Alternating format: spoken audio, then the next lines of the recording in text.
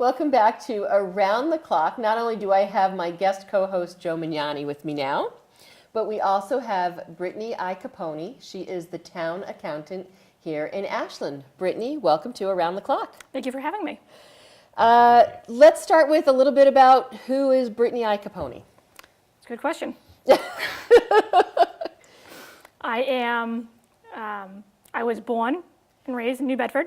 Okay. I moved to Somerset a few years ago.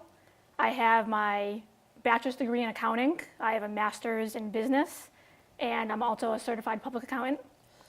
I have my background in municipal auditing, and I've worked for a city prior to coming to the town of Ashland. Okay. And here I am. And how long have you been here in Ashland now? Remind me of when you started. I started March 11th, and so I just had my 6-month anniversary. Okay. And what do you think of Ashland so far? I love it so far. So far, so good. Challenges since coming here. Challenges for me, I think the biggest thing was coming from a city to a town, and just the structure of government is a little bit different. So that was probably the biggest challenge for me. And also the prior town accountant left, and there was a bit of a gap. Right. So there was a few things that I needed to catch up on, such as reconciling cash, which is a big deal. So luckily I'm caught up with that, but that was probably the two biggest challenges. Okay, and goals for your future for the next 6 to 8 months? Let's see, work-wise, we're getting on board with the visual budget, and right now the website is in the works, so I'm able to go in and play around with the data and make sure that it's to our liking. Okay.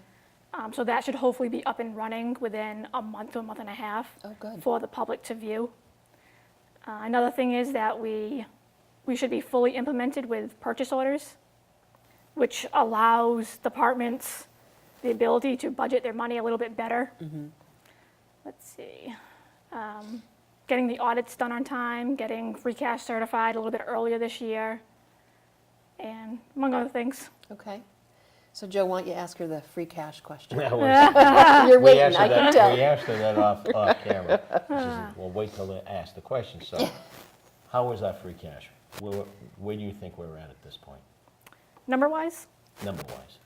I estimated free cash to be under $1 million. I'm estimating it to be around $750 to $850 was my estimate. All of the information now is with the Department of Revenue. So they're doing the exact calculations, and I'm hoping to have a number by the middle of October. It depends how busy the DOR rep is with other communities, but he has the information and he's working on it. Can you explain what free cash is? Because I'm sure there are people who are watching us going, what's free cash? It's, yeah, the formula's a little tough. It's complex. I'm usually the only one that knows how to calculate it, but it's basically the excess of revenues over expenses, and that's really all it is.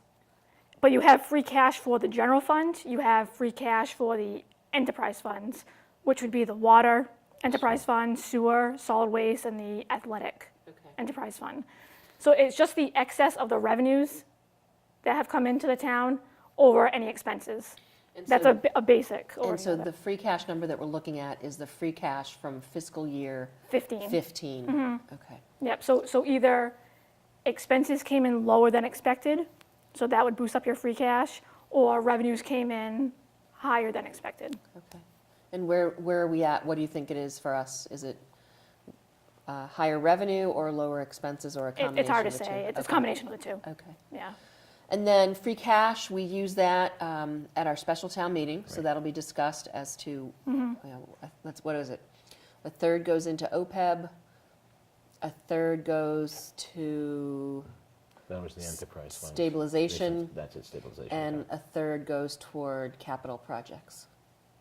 Right, those are the three. Yeah. I had to think for a second. Yeah, the last one was capital. Yeah. Yeah. Okay. That sounds good. Yeah. So we're on terra firma, Yeah. We're doing good. which is a good thing. Yeah. That's good. Free cash won't be as high as last year, but That means our budgeting process was probably a little bit tighter. it was a little bit tighter, yeah. Yeah. Yeah. Yeah. Anything else that you do as an accountant that you think it's important for the public to know? I guess to make the public feel a little bit better, the town accountant really acts as an internal auditor for the town. We're a watchdog, I guess you could say, over the revenues and the expenses. We make sure that the revenues are coming in and going to the proper accounts, that the expenses are being approved, and that there's an actual appropriation for that expense, that the expense was budgeted for. We do all the reports to the Department of Revenue.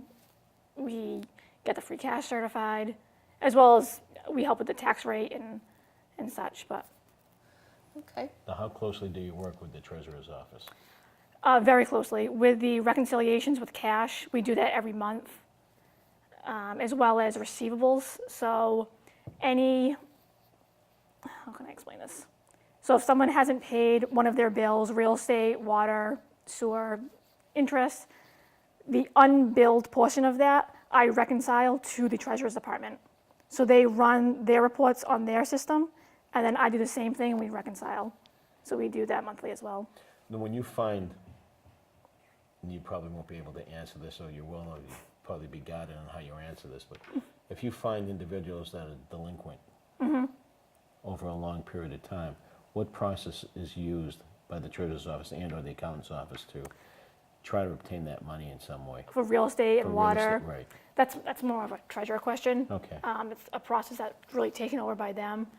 It goes into tax title if they don't pay their bill, and it's so long of a time that I want to say, I'm not sure if they have a deadline is when they can be in tax title, but if they don't pay their taxes, they go into tax title. And then from tax title, they would, I think it's a lien, and then from there it's a foreclosure. Foreclosure, okay. Well, it sounds like we have to have our new treasurer on, because I think you so. came on in March, and then Bill, our treasurer, came on in April or May. Oh, okay. So Right. we'll have Which to is reach good. out to Bill and have him on one of our next shows. You mentioned earlier about purchase orders. Yes. Is that something new, or is it, that has been done? It's something Since you- new on the town side. The school side has always had purchase orders. So we're actually learning right now from the school department. They've been willing to teach us how to use them, because it would have been very costly to have Munis come in and train us. So they're actually teaching us how to use it. And right now, we've started with one department, the DPW department and water and sewer, Dave Manugan's, his departments. So we're starting with him, seeing how it goes, and then once they have it down, we'll move on to another department. So we're kind of doing it in test phases. And I would suggest that it's being done as a checks and balances, as, where before things were bought. Right, And exactly. there was no accountability as to where these items were. And the only reason why I say that is that I got involved in an investigation many years ago.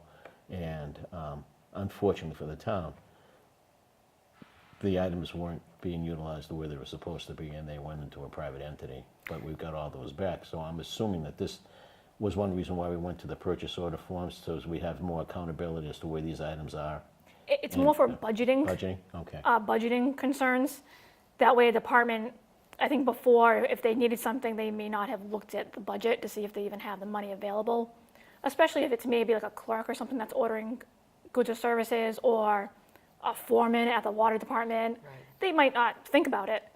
So now we're required to have a purchase order in the system first, and then that will allow them to go and order the goods or services. Okay. Are there any exceptions to the rule? I mean, emergency. There are arise. emergencies. We just actually put a policy in place recently, and a written policy. And so yeah, any like repairs, emergency repairs, if they only have a few snow trucks over the weekend and one breaks down, of course, get it fixed right away, and then we'll take care of it later. Okay. Yeah, Cool. Thank you. you're welcome. Thank you for coming on Around the Clock. Now, before I let you go, there's always a question I ask Okay. all new visitors to Around the Clock. It's very easy, and it actually will probably be very easy for you because you are fairly new here in Ashland. The question is there something about you, Brittany, that not many people know that you'd be willing to share on camera? Sure. I have the same birthday as my sister Megan and my father. How many years apart are you and your sister? We are exactly 1 year. Exciting. Wow. And your father. And my father. Wow. So it was 2 birthday gifts in a row for my father. There you go. And then he told my mom no more. Yeah. So. Well, 2 is good. That's pretty cool. So yeah. what's the date? Yeah, what's the now I date? need to know the date. December 3rd. So in about a month or 2. Yes. Month and a half. And it's the big 3-0 for me, so if anyone wants to give me any gifts, feel free to. How about a purchase order? Sure. Is that all right? That's fine with me. And I'll approve it. And you'll approve it? There you Okay, go. cool. Well, Brittany, thank you very much for coming on Around the Clock. Welcome to Ashland. I know you've been on board for 6 months, but we appreciate what you're doing, and Thank thank you. you for the information. Thank We you very much. appreciate your expertise. Yeah. Thank you. Thank you. Thank you for being here.